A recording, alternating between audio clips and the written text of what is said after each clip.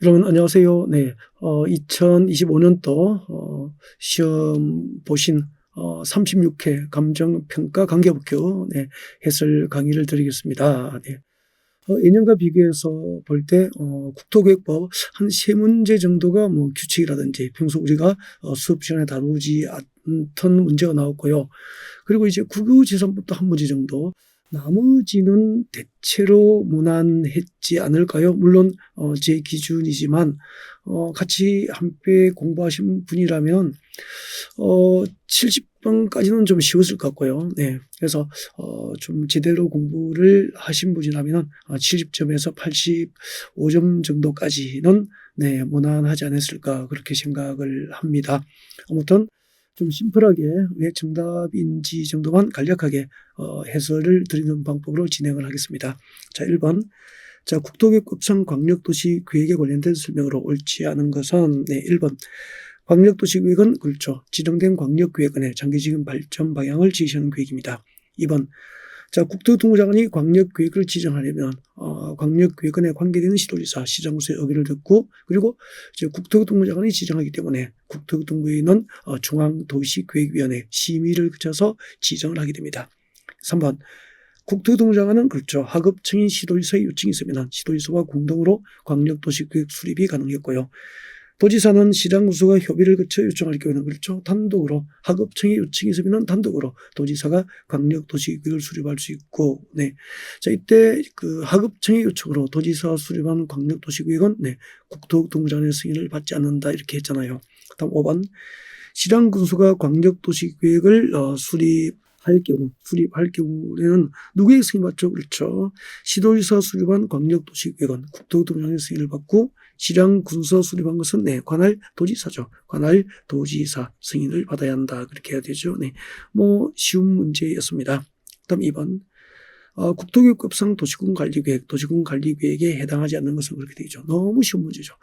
여러분 도시군관리계획으로 정책을 입안해서 결정할 수 있는 대상이 모두 8개잖아요. 그죠? 도시개발사업과 정비사업 다 뭐 도시군관리계획을 결정하죠. 성장관리계획구역의 지정과 변경, 성장관리계획의 수립과 변경은 도시군관리계획에 해당하지 않는다. 여러 차례 공부를 하신 겁니다. 2번이 정답 그렇게 됩니다. 다음 3번 문제 볼까요? 자, 국토교육법상 도시군관리계획에 관련된 설명으로 옳은 것 찾는 겁니다. 자, 도시군관리계획은 상위계획인 광역도시계획과 도시군계획, 기본계획에 부합되어야 한다. 맞죠? 그런데 여러분 생활권 계획도 이제 도시군 기본계획에 제외됩니까? 포함됩니까? 포함된다. 그 도시군 기본계획은 이제 도시나 군 단위로 수립하지만 이제 행정구역이 달라도 즉 도시와 군이 달라도 생활권이 같으면은 도시군 기본계획 수립이 가능해졌잖아. 그죠? 개정법이 반영된 부분이죠. 다음 2번. 주민은 산업유통개발진흥지구의 지정과 변경에 관한 사항에 대해서 도시군관리계획 위반을 제한할 수 있고요. 그래서 2번이 정답이 됩니다. 시도지사, 여러분 개발제한구역의 지정과 변경에 관한 도시군관리계획 누가 결정하죠? 국토교통부 장관의 결정 대상 우리가 다 했고 도시군관리계획 결정의 효력은 후속 조치로서 지정되는 고시를 한 날 그 효력이 발생합니다. 다음 날부터가 틀렸죠.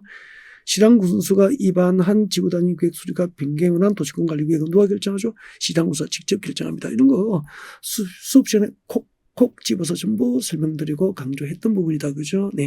뭐 1번부터 3번까지 완벽한데 또 뒤쪽으로 가면은 국토교육법 한 3문제 정도가 그죠? 문제가 있었죠. 뭐 시험이니까 뭐 그죠? 우리가 잘 평소에 다루지 않던 아주 뭐 기퉁에서 나올 수 있는 거죠. 자, 다음은 4번이고요. 자, 국토교육법상 공간 재구조화 계획은 신설됐고 우리가 준비 다 했죠. 공간 재구조화 계획은 도시군관리 계획에 준하여 푼다. 도시군관리계획에 뭐 사촌쯤 된다. 공간 재구조화 계획은 도시군관리계획이다라고 하면 되는 거죠. 자, 국토교통부 장관은 특화 발전과 지역 균형 개발을 위해서 필요한 때에는 관할 시장구수 요청이 있을 경우에는 공간 재구조화 계획을 위반할 수 있죠. 공간 재구조화 계획은 관할 시장구수가 위반함이 원칙인데 국토교통부 장관도 뭐 지역 균형 발전 등을 위해서 필요한 경우에는 시장 군수 등의 요청이 있을 경우에는 예외적으로 공간 재구조화 계획 위반이 가능했잖아요. 맞게 됩니다. 2번 주민은 복합용도구역의 지정을 위해서 공간재구조계획 입안을 제한할 때는 대상 토지 면적 3분의 2 이상의 토지 소유자의 동의를 받아야 한다. 맞는데 이때 국공유지는 포함됩니까? 제외됩니까? 토지 면적 계산에 국공유지 면적이 제외가 됩니다. 2번이 정답이네요.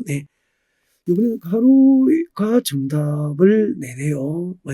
3번 주거지역의 공간재구조계획을 입안할 때는 그렇죠. 토지적성평가 주거지역이나 상업지역 등에서 공간재구조계획 입안은 토지적성평가 아니할 수 있잖아요.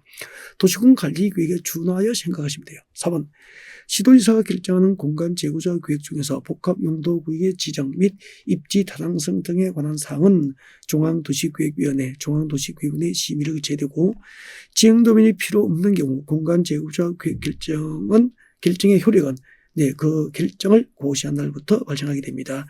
원칙은 후속 조치로서 지형도면 고시를 한 날부터 효력 발생. 지형도면이 필요 없을 경우에는 그 결정을 고시한 날부터 효력을 발생하게 되죠. 2번이 정답인데 난이도는 약간 높다라고는 봐야 되겠네. 4번은요. 다음 5문제 보겠습니다. 지구단위 계획구역에서 도시군관리계획 결정 없이 설치할 수 있는 기반시설에 해당하는 것을 모두 고른 것은 여러분 그 기반시설 관련 문제도 매년 나오잖아요. 나오는데 제가 잘못 찍은 것 같아요. 잘못 찍은 것 같는데 솔직히 그 도시군관리계획으로 이제 기반시설 설치는 도시군관리계획으로 결정함이 원칙이지만 기반시설 설치 없이도 결정할 수 있는 경미한 사항들이 한 60여가지 되거든. 그거 어떻게 외우라고 하냐고. 그죠? 그래서 이제 좀 경미하다, 중요성이 덜한 것은 도시군관리계획 결정 없이도 설치 가능한 기반시설로 이해하고 넘어갈 수밖에 없는 거죠. 천세버스 여객 자동차 터미널 이 정도는 도시군관리계획 결정 대상이에요. 그러나 그중에서 천세버스 운송사업용 여객 자동차 터미널 이게 세부적으로 들어가면은 지나치게 세부적인 것은 도시군관리계획 결정 없이 임의로 설치가 결정될 수 있다고. 마을 상수도 마찬가지고 건축물 부설 광장도 마찬가지고 그리고 폐기물 처리 및 재활용 시설 중에서 재활용 시설 등은 모두 도시군관리계획 결정 없이 설치 가능한 60여 개의 기반시설 중 한 개에 해당해요. 그래서 모두가 정답인데 5번 정도는 하나 틀릴 수도 좀 있는 문제구나라고 생각을 합니다. 수업 시간에 여기까지 다뤄서 암기하라고 하는 강사는 없는 게 정상이죠. 그죠? 다음 보겠습니다. 6번 국토교육법상 도시군 기본계획에 관련된 설명으로 옳지 않은 것은 광역도시계획이 수립되는 지역에 대해서 수립하는 도시군 기본계획 내용이 광역도시계획 내용과 다를 때는 상위계획인 광역도시계획 내용이 우선합니다. 도시군 기본계획 내용이 우선한다. 틀렸고 그래서 옳지 않은 것은 1번이 정답이 됩니다. 나머지는 읽지 않겠습니다. 그 다음에 7번 국토교육법상 복합용도지구, 복합용도지구로 지정할 수 있는 용도지역. 여러분 복합용도지구를 상세하게 설명했죠. 복합용도지구 지정이 가능한 용도지역은 1개잖아. 그죠? 일반 주거지역과 일반 공업지역과 계획관리지역이었죠. 콕 집어드리는 거죠. 기역 디귿 리얼 4번이 정답 그렇게 됩니다. 자, 다음은 8번이고요. 자, 국토교육법상 지구단위 계획에 관련된 설명으로 옳은 것은 1번 개발제한구역에서 해제되는 지역 중 계획적 개발이 필요한 지역은 지구단위 계획구역 지정할 수 있죠. 개발제한구역과 도시제한공원구역과 시가보전구역과 공원 동으로 목격에다가 해제되는 구역은 지구단위 계획구역을 지정할 수 있다. 기억나시죠? 다음 2번 지구단위 계획구역 지정 목적이 한옥마을 보존을 목적으로 하면 주차장법상 주차장 설치율을 100%까지 완화 적용이 가능하죠. 여러 번 나왔었죠. 다음 도시지역의 개발진흥지구로 지정되고 개발진흥지구를 지정하고 해당 개발진흥지구가 다시 지구단위 계획으로 지정된 경우에는 건축법상 제한된 건축물 높이의 몇 %, 120% 이내 부위에서 높이 제한이 완화 적용될 수 있죠. 맞습니다. 그래서 8번의 정답은 3번이고요. 주민이 위반을 제한한 지구단위 계획에 관한 도시군관리계획 결정이 효력을 잃는다면 지구단위 계획구역 지정 당시 도시군관리계획도 효력을 잃는 것으로 본다라고 되어 있습니다. 이러면 주민이 위반을 제한한 지구단위 계획에 관한 도시군관리계획 결정이 효력을 잃는다면 지구단위 계획구역 지정 당시 도시군관리계획의 효력에는 영향을 미치지 않습니다. 지구단위 계획구역과 지구단위 계획은 모두 도시군관리계획으로 결정을 하게 되죠. 옳은 것은 3번이 정답 그렇게 됩니다. 9번 국토교육법상 성장관리계획에 관련된 설명으로 옳은 것은 공업지역 여러분 성장관리계획구역은 녹관, 농자, 아직까지 성장 가능성이 있거나 성장을 하고 있는 지역을 관리하지 뭐 주거적, 상업적, 공업지역처럼 용도지역이 지정돼서 개발이 완료된 지역은 성장관리계획구역 지정 대상이 아니죠. 주거지역, 상업적, 공업지역 개발이 끝나서 성장이 끝나서 성장판 다 쳤다고 했잖아요. 그다음에 성장관리계획구역 내 보전 녹지지역에서는 성장관리계획으로 50% 이하로 건폐율을 완화 증가할 수 있다. 여러분, 성장관리계획구역 내 계획관리지역, 계획관리지역은 건폐율이 50% 이하 범위에서 성장관리계획으로 완화 증가가 가능합니다. 보전 녹지지역이 아니고 계획관리지역이죠. 네. 성장관리계획구역에서 개발행위 또는 건축물의 용도를 변경하려는 자, 건축물의 용도를 변경하려면 성장관리계획에 맡겨야 되죠. 네. 성장관리계획구역 안에서 행위자는 성장관리계획에 완다로 이해하면 되잖아요. 그 다음에 성장관리계획구역 면적 5% 이내의 변경은 경미하잖아. 경미하니까 주민과 지방의회 의견 청취를 안 해뒀죠. 생략 대상이죠. 그 다음에 군수는 성장관리계획구역의 지정과 변경에 관한 공고를 할 때 성장관리계획구역 안을 14일 이내로 일반인이 열람을 지도록 해야 된다. 11일이 아니고 14일 이내죠. 네. 그 다음에 10번 봅시다. 국토교육법상 기반시설 부담구역에 관한 설명으로 옳지 않은 것은 시당은 기반시설 부담구역의 지정과 변경을 아니면 주민의 의견을 드려야 한다. 개발밀도 관리구역 지정 절차는 지방도시계획위원회 심의를 거치고 주민 의견 청취 절차가 없는 게 특징이고, 기반시설 부담구역은 기반시설 확보에 대한 부담을 지역 주민에게 주기 때문에 주민 의견을 듣고 지방의회 의견을 드려야 되죠. 그래서 기반시설 부담구역의 지정과 변경은 주민의 의견을 듣고 지방도시계획위원회 심의를 거쳐야 됩니다. 그래서 1번은 맞죠. 기반시설 부담구역 지정고시로부터 면전적 1년 내에 기반시설 설치계획 수립이 없으면 1년이 되는 날의 다음 날 기반시설 부담구역 지정 해제된 것으로 봅니다. 신도시 개발되면 신속한 기반시설이 확충될 수 있도록 1년 내에 기반시설 설치계획 수립을 규정하고 있죠. 시장은 기반시설 설치 비용의 관리 운영을 위해서 기반시설 부담구역별로 특별회계를 설치해야 되고요. 기반시설 부담구역에서 150제곱미터 단독주택을 증축하는 행위는 기반시설 설치 비용의 부과 대상 어떻게 되죠? 200제곱미터 그죠? 기반시설 부담구역에서는 200제곱미터 초과하는 건축물의 신축, 200제곱미터 초과하는 신축, 증축 행위에 대해서 기반시설 설치 비용을 부과를 하게 됩니다. 부과 대상, 부과 시기, 그죠? 납부 시기 세 가지로 정리해서 했잖아요. 그거는 기반시설 부담구역에 설치가 필요한 기반시설 맞습니다. 다음 11번. 국토교육법상 자연취락지구에 대한 지원으로 시행하거나 지원할 수 있는 사업에 해당하지 않은 사항. 여러분 이런 거 어떻게 풀어야 될까? 이걸 암기를 해서 풀려면 아무도 못 풀어요. 그러니까 기본적인 개요를 잡아야 된다고 제가 늘 말씀드리잖아요. 자연취락지구가 뭐예요?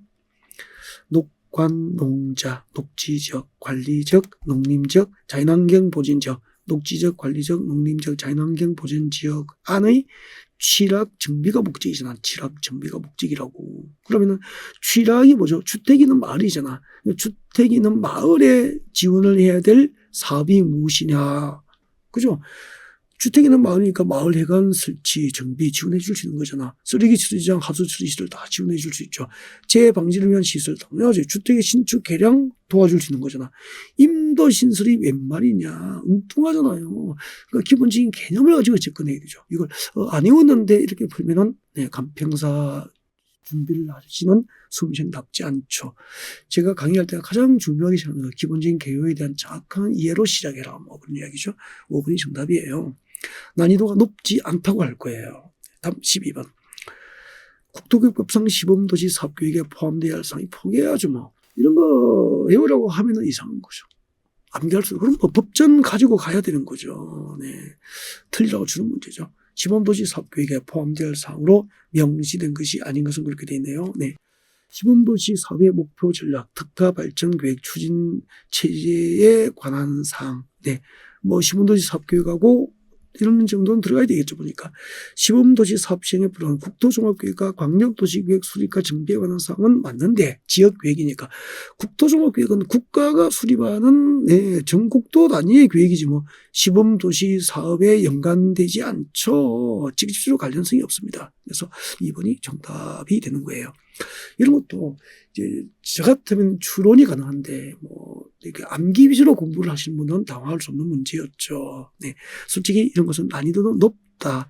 틀릴만 하는 문제다. 수험시험은 찍을 수밖에 없는 문제로 여겨질 수도 있죠. 네. 다음. 국토교육법상 지방도시교육위원회, 지방도시교육위원회 분과위원회 심의사항, 법률 시행령 규칙. 이런 거 교재도 없습니다. 없고 다루지도 않죠. 저도 솔직히 13번은 찍어야 돼요. 맞출 수 없는 문제죠. 네. 그냥 틀리라고 드렸다, 틀리라고 주었다, 그렇게 생각하시고 풀어야 될 것 같습니다. 네. 자, 정답은 체크를 하셔야 되죠. 네, 1번이 정답이고요. 해설을 하지 않겠습니다. 네.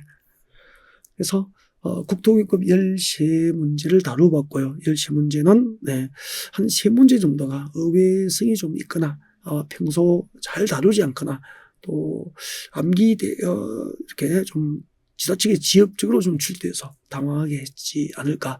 솔직히 10개 중에서 10개까지는 맞추어줄 수 있는 문제 아니었습니까? 그죠?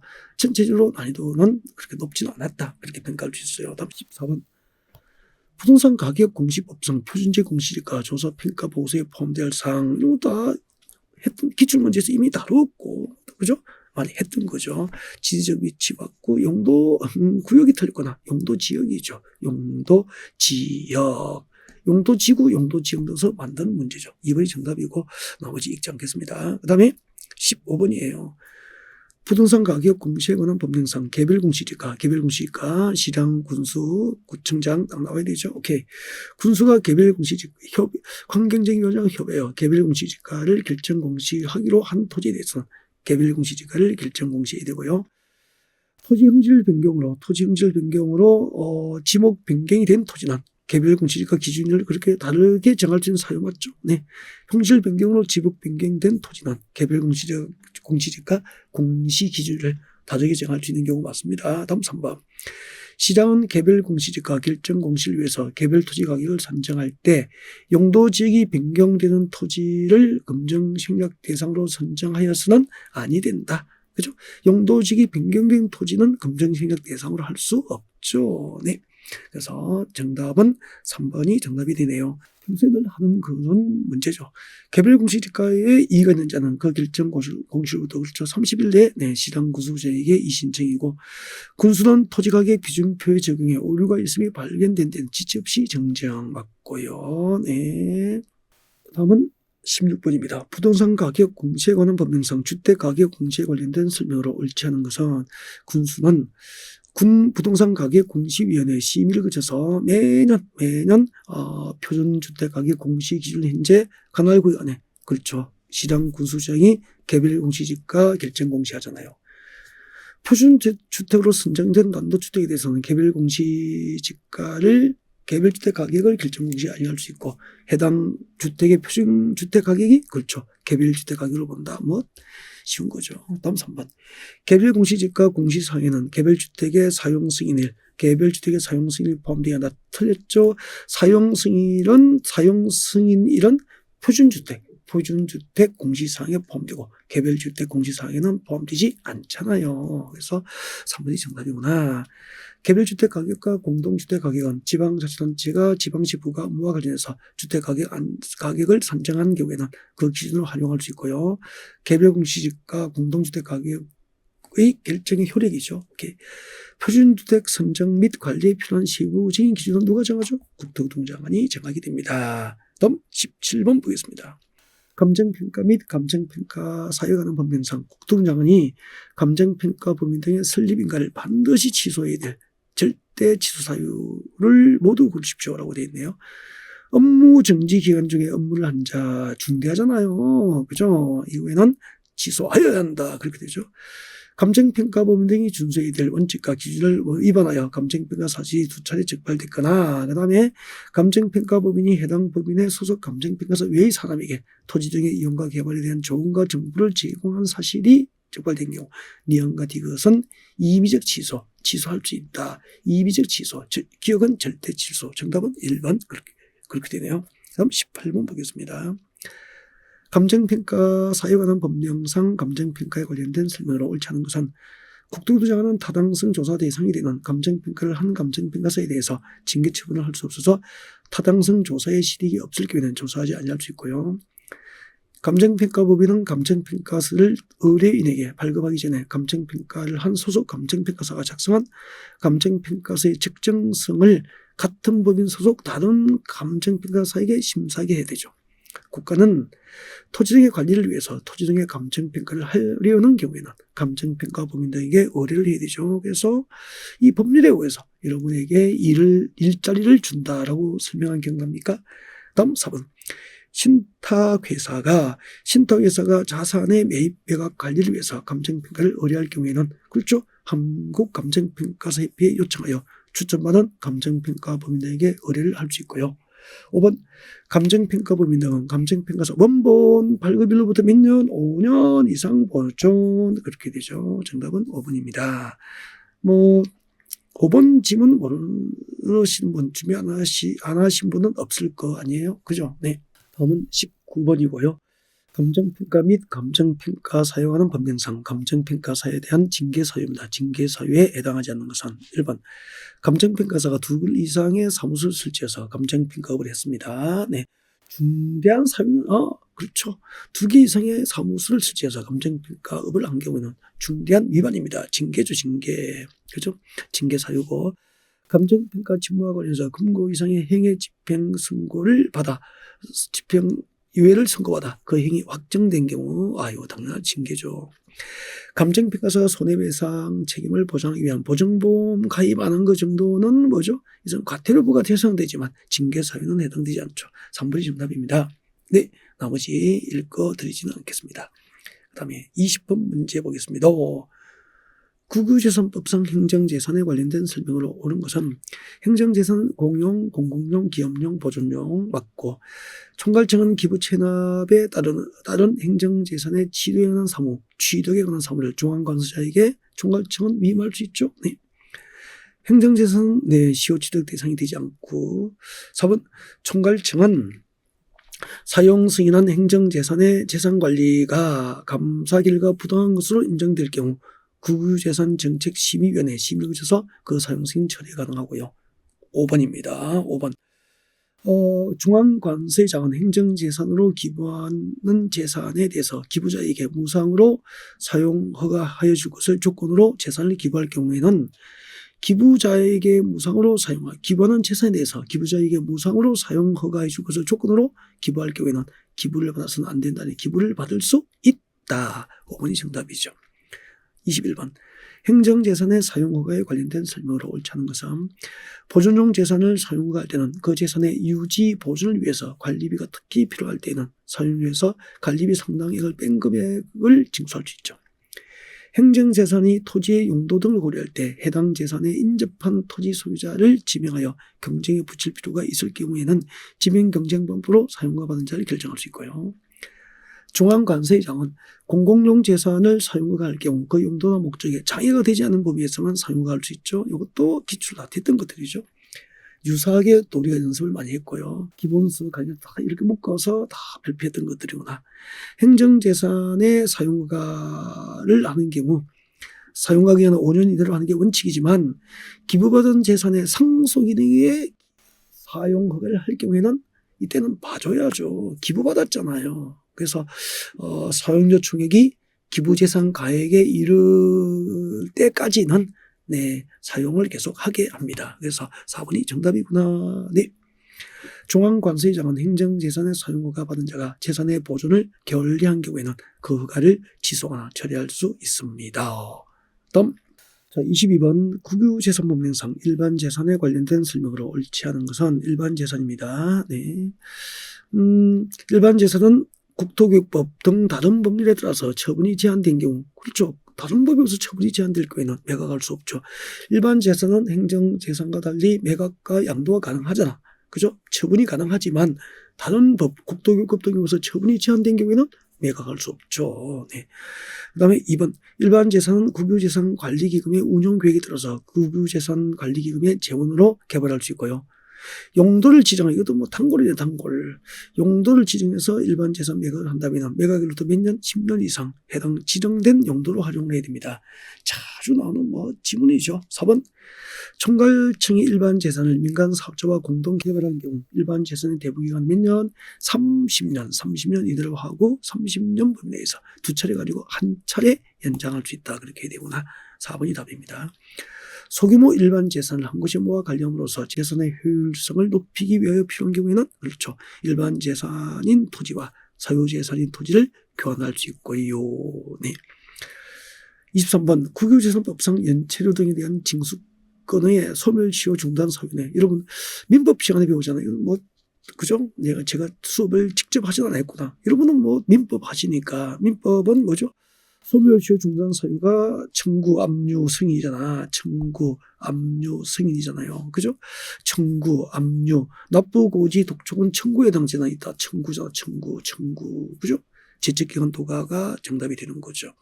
네. 자, 다음은 24번이고요. 자, 건축법상 다중이용 건축물에 해당하는 것을 물어봤습니다. 여러분 그 용어 중에서 다중이용 건축물은 우리가 열심히 공부를 했던 거죠. 문종판, 여종간, 문화및 집회시설, 종교시설, 판매시설 기억납니까? 그 다음에 여객 운수시설 중에서 여객용시설, 종합의료시설, 그리고 관광숙박시설. 그죠?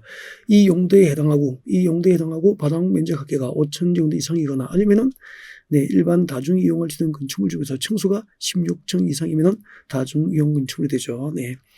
자, 1번은 네, 문화 및 집회 시설인데 바닥 면적 합계가 5,000제곱미터 이상이어도 동식물은 포함입니까? 제외입니까? 문화 및 집회 시설 중에서 동식물은 제외 기억나시죠? 그다음에 바닥 면적 합계가 4,000이니까 안 되고 16층도 안 되니까 안 되는 거고 교육연구 시설도 다중이용 건축물 용도가 아니고요. 바닥 면적 합계가 5,000제곱미터 이상이지만 요양병원이 아니고 종합의료시설이죠. 종합의료시설이 맞습니다. 종합의료시설만 다중이용 건축물이죠. 그 다음에 바닥 면적 합계가 5,000제곱미터 이상이고 종교시설 맞습니다. 그래서 정답은 4번이죠. 일반 숙박시설이 아니고 바닥 면적 합계가 5,000제곱미터 이상인 관광숙박, 여종간, 문종판, 여종관, 관이 뭐죠? 관광숙박시설 그렇게 해야 되죠. 정답은 4번이고요. 이 정도 문제는 그냥 이렇게 한 문제 드리는 거죠. 자, 다음은 25번이고요. 건축법상 자연환경 수질 보호를 위해서 도지사가 지정 공간구역에서 층수가 3층 이상이거나 연면적 합계가 1,000일 이상인 건축물로서 시장군수가 허가를 건축을 할 경우 도지사의 산생 대상입니다. 자연환경 수질 보호를 목적으로 도지사가 지정 공간구역에서 층수가 3층 이상이거나 연면적 합계가 1,000일 이상인 공동주택, 일반 음식점, 일반 업무시설, 위락시설, 숙박시설 그렇게 해야 되죠. 그래서 1번 공동주택, 일반 음식점, 위락시설, 숙박시설 맞죠. 공공업무시설이 정답이 되죠. 26번 건축법상 주거업무시설군. 우리 건축법상 건축의 용도는 30개로 분류되고 있고 그 30개 용도 분류된 것을 위험한 정도가 같은 용도끼리 묶어주면은 이제 9개 시설군으로 나눠줍니다. 그죠? 자산, 전문, 영교, 건축과 그렇게 썼죠. 주거업무시설군은 네, 국방군사시설만 해당됩니다. 그 다음에 27번. 공개공지, 공개공간을 확보해야 될 대상. 공개공지 확보 대상. 우리 어떻게 했죠? 일준위와 상준위잖아요. 그죠? 일반 주거지역과 준주거지역, 상업지역과 준공업지역. 그렇게 되죠? 네. 일반 공업지역이 정답. 그렇게 되네요. 3개, 4개, 하나, 둘, 셋, 4개 중에서 이 정도면 건축법 올해 예년보다 건축법이 쉬웠지 않나요? 그죠? 네.